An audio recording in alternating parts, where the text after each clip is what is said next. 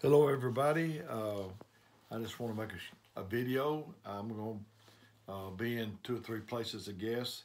But I'm going to start out with Psalms 19:14 that says, "Let the words of my mouth and the meditations of my heart be acceptable in thy sight, O Lord, my strength and my redeemer." Uh, the words of my mouth and the meditations of my heart.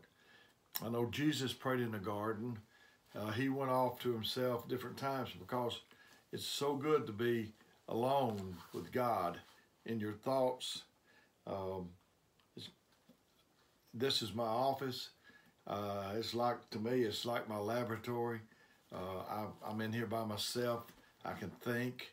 It's hard to meditate, especially in today's day, because people can, you can be going down the road thinking about God in a car, and you see a billboard with an advertisement, and then your mind will go on that. Uh, you could be sitting reading the Bible, somebody send you an email, you look at it, and next thing you know, your mind's in 20 different places. So we need periods of meditation and to be alone. Uh, Sometimes, a lot of times, most times, God talks to me 2 or 3 or 4 o'clock in the morning, because that's the only time He can get me still. And I asked my wife, I said, does He not want to talk at 9? Reckon? But I told the Lord, I said, Lord, you free to dial me up anytime.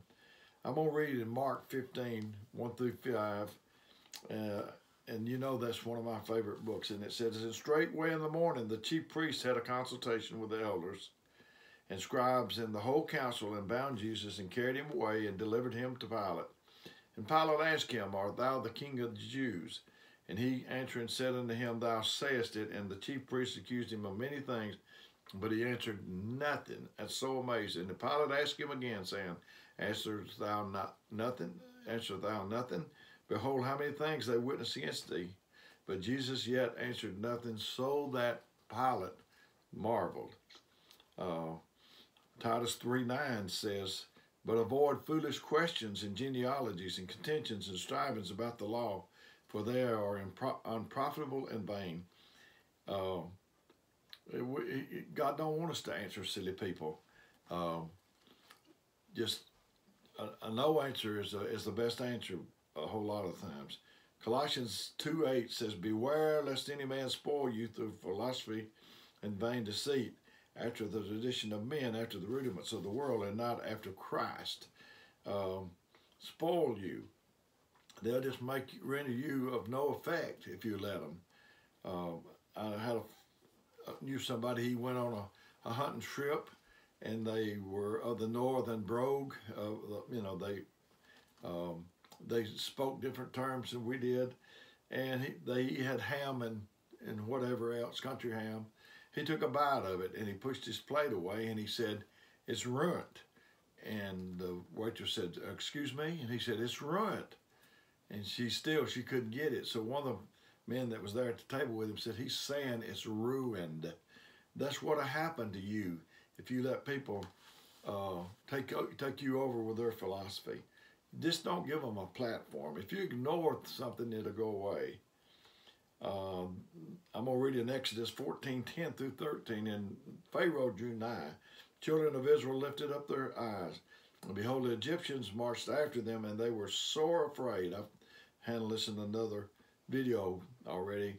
"And the children of Israel cried unto the Lord, and they said unto Moses, Because there were no graves in Egypt, hast thou taken us away to die in the wilderness? Wherefore hast thou dealt with us, to carry us forth out of Egypt?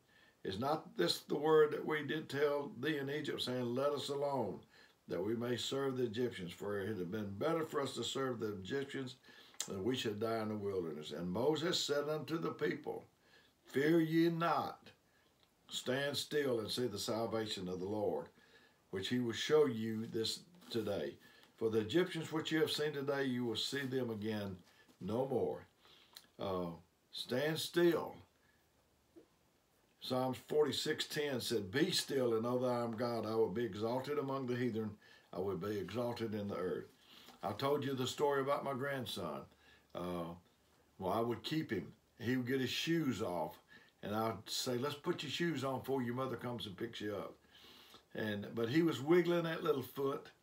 I couldn't get them on him, but if I could ever get that foot still, I could easily get those shoes on him. Same way with our minds. We're just a wiggling, and God is trying to get a still mind on us, and we have to get this one still before he can get a new mind on us. I can't sleep if I'm not still and quiet. There's a stillness that lets God work for us. In times of helplessness, we acknowledge that we have done all we know to do. You know, the old people used to say, the old folks used to say, when you can't go forward and you can't go backwards and you can't go to the left and you can't go to the right, just stand still and mark time until God shows you what to do. It looked like God had led Moses into a trap. It would be times when it would feel like that God has not led us in the right way and we're going into a trap. You know, traps are terrible.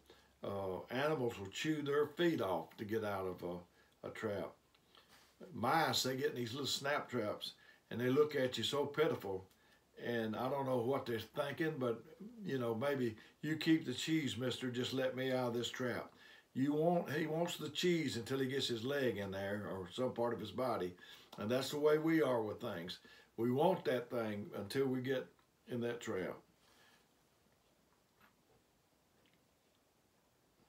There were mountains on his left and mountains on his right. The Red Sea was before him. The Egypts in their chariots were behind him. And to make things worse, he had a hostile crowd on his hands. That's what makes it bad. It's when your people are panicking. Not the enemy is saying stuff, but your people are panicking. They probably said, don't you know there's no bridge across the Red Sea? There's not even a foot log. There's no way out. We are trapped. And that's the way it is today. Sometimes we find ourselves in a hostile, restless crowd. They want answers before God has given the answer to us, to me. It's difficult to put into words a divine vision.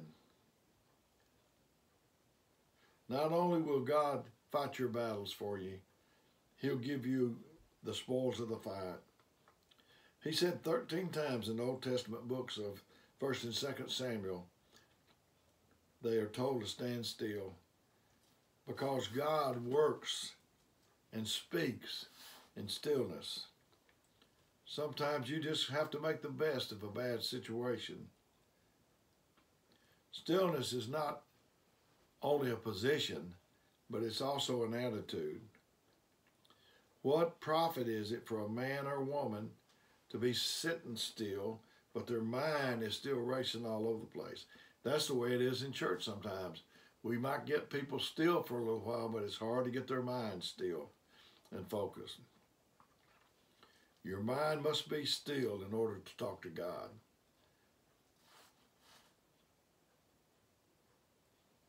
The fire was, you know, I was thinking about the 3 Hebrew children being thrown into the fire, and the fire was hot. We know that because when they threw them in, the people that threw them in perished when they opened the door. You have to know how to act when you're in the fire. A Christian knows how to act when they are in the fire. If you go to work and you're about everything and lose your stillness, then you're not any better than the world. When somebody asks you how you're doing, you ought to say fine. I had a little spell when I had 7 months of those radiation burns. People would say, how you doing? And I'd say, I'm hanging in. I'm hanging on. I hated those answers I was given. But now, before that happened, somebody said, how was I doing?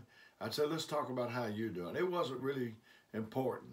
And I didn't want to be griping about things.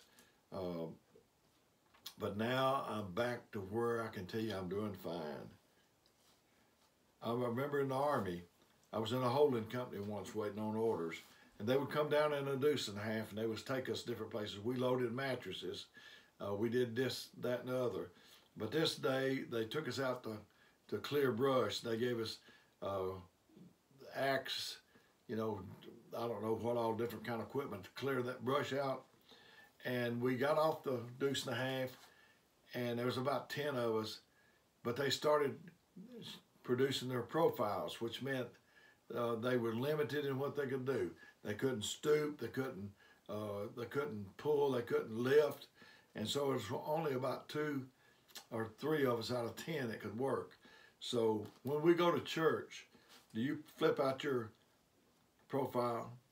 Some people, you ask them how they're doing, they flip that list out, and it just keeps going on and on. And no doubt that if you're like me, sometimes I think, I'm going to try to remember this and just not ask so much how they're doing. When Daniel was thrown in the lion's den, God took the lion's appetite.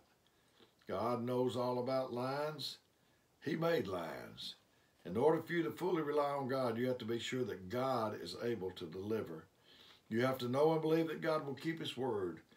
You can't know that by doing that. You can't know that by doing what Mom and Daddy says. You have to know this for yourself. God, I serve, is trustworthy. You can depend on Him.